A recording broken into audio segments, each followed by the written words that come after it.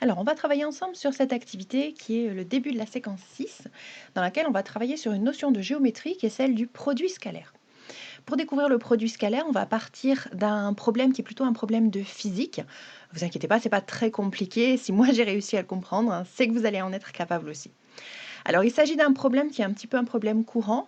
Là, on parle d'un pilote d'attelage. Donc, on a un traîneau qui est symbolisé ici, qui est dessiné. Et on va déplacer ce traîneau de A vers B. Donc en suivant, on va dire le vecteur AB. L'idée, c'est d'appliquer des forces, donc ici il y en a 5, de F1 jusqu'à F5, d'appliquer des forces sur le centre de gravité ici, enfin il est un peu plus bas, mais le centre de gravité au niveau du sol, du traîneau, dans des directions différentes et de voir ce que ça donne sur le déplacement.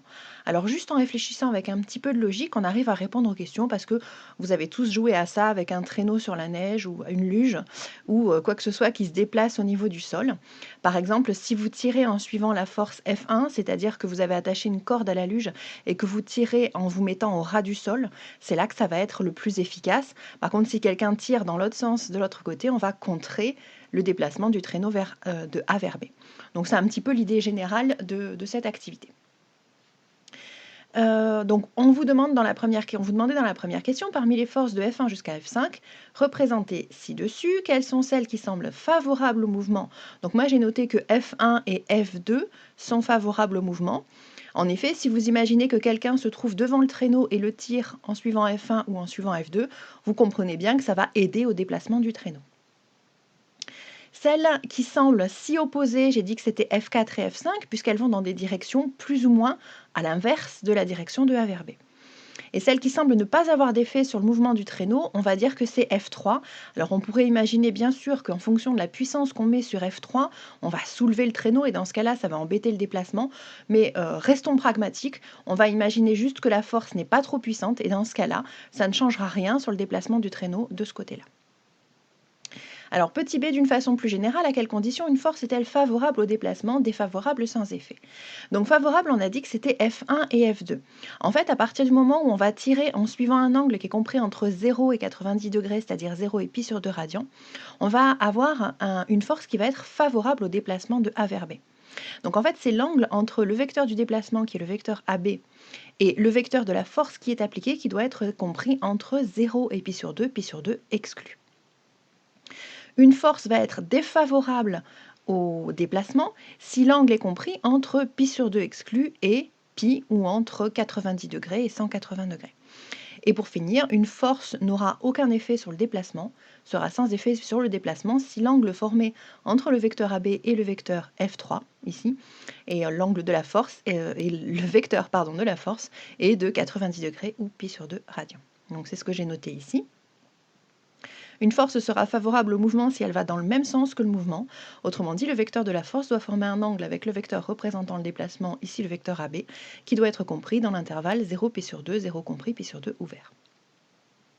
Une force sera défavorable au mouvement si l'angle qu'elle forme avec le vecteur du déplacement est dans l'intervalle pi sur 2 pi avec pi sur 2 exclu, pi inclus. Et la force sera sans effet sur le déplacement si elle forme un angle de pi sur 2 avec le vecteur du déplacement. Alors concrètement, pour connaître l'efficacité d'une force par rapport à un déplacement, donc là c'est le déplacement de la luge ou du traîneau de A vers B, les physiciens ont défini au XIXe siècle un nombre qui s'appelle W, qu'on appelle le travail de la force vecteur F sur le déplacement AB. Donc l'unité c'est soit en joules, soit en newton-mètre. Ça j'avais oublié de le noter. Ce nombre W, c'est le résultat d'une nouvelle opération qu'on va créer entre deux vecteurs. Alors, petite parenthèse, qu'est-ce qu'on connaît aujourd'hui comme opération sur les vecteurs? On sait ajouter des vecteurs avec la règle du parallélogramme ou la relation de Chasles, et on sait multiplier un vecteur par un nombre réel, notamment par exemple si on travaille avec les coordonnées en multipliant chaque coordonnée par ce nombre réel. Là, on va définir une nouvelle opération sur les vecteurs qui pourrait s'apparenter à un produit. Et c'est ce qu'on appelle le produit scalaire, qui va être noté par un point entre les deux vecteurs. Alors attention, rien à voir avec le produit entre deux nombres réels qu'on note avec le symbole fois qui est une croix. Donc ce nombre, le travail, c'est le résultat d'une nouvelle opération créée entre les deux vecteurs. W, ça va être vecteur F scalaire, vecteur AB. On dit F scalaire AB. W, vous allez voir, ça va être un nombre réel. Donc cette espèce de multiplication entre deux vecteurs va nous donner un nombre réel. Un réel, c'est ce qu'on appelle en mathématiques un scalaire. Voilà pourquoi ça s'appelle un produit scalaire. La formule qui va nous permettre de calculer le travail d'une force, c'est le produit scalaire entre f et AB. Concrètement, on va multiplier la norme de f par la norme du vecteur AB, donc la longueur AB, par cosinus alpha, où la norme de f, c'est l'intensité de la force qui est en newton, la distance AB qui est exprimée en mètres, et alpha, c'est la mesure de l'angle géométrique entre les vecteurs f et le vecteur AB. Alors je vous ai mis attention, il ne faut pas confondre le produit scalaire qui est une opération entre deux vecteurs et la multiplication notée fois qu'on utilise pour les nombres. Ce sont deux opérations différentes. C'est une nouvelle multiplication si vous voulez, quelque chose que vous n'aviez jamais rencontré jusqu'ici. Alors comment on la constitue? Eh bien ce qui intervient dans le calcul de travail de la force, c'est la distance qui est parcourue, c'est la puissance, l'intensité, ce qu'on appelle l'intensité de la force, et aussi l'angle qui intervient. Et ça paraît relativement logique, puisqu'on avait dit qu'en fonction de l'angle par lequel était appliquée la force, ça avait une influence sur le déplacement. Voilà pourquoi c'est logique que dans la formule, on voit apparaître l'angle en fait, l'angle entre le déplacement et la force. Alors, deuxième question, dans l'exemple précédent, on suppose que toutes les forces de F1 jusqu'à F5 ont une intensité égale à 400 newtons et que la distance AB vaut 1000 mètres. On vous a demandé de calculer et de comparer les quantités WI pour chacune de ces forces. Donc ici, on a W1, W2, W3, 4 et 5. Donc pour W1, la force F1, c'est 400 fois 1000 fois cosinus de 0, alors 0 degré ou 0 radian. Ça nous fait 400 000 joules. F2, on a un angle de 45 degrés ou de pi sur 4 radians, dont le cosinus vaut racine de 2 sur 2, donc quand on va le rapprocher, voilà ce que ça nous donne. Pour F3, c'est la force qui est appliquée avec un angle de 90 degrés, donc le cosinus vaut 0, ça nous donne 0 joules. W4, le travail de F4, c'est cosinus 150 degrés. 150 degrés, c'est 5 pi sur 6, qui a un cosinus de moins racine de 3 sur 2, et on va le rapprocher, on trouve cette valeur-là, vous avez vu, qui est maintenant négative. Et pour finir, F5, donc qui est complètement à l'opposé, on a un angle de pi radian, cosinus pi c'est moins 1, donc ça fait moins 400 000 joules. Donc là, en fait, toutes mes forces, W1, W2 jusqu'à W5, sont rangées dans l'ordre inverse. W5, c'est la plus petite, et W1, c'est la plus grande. Question B, commenter à l'aide du signe de W les conjectures établies à la question 1B. Alors 1B, qu'est-ce qu'on avait dit? C'était par rapport aux angles, pour savoir si la force était favorable, défavorable ou sans effet sur le déplacement.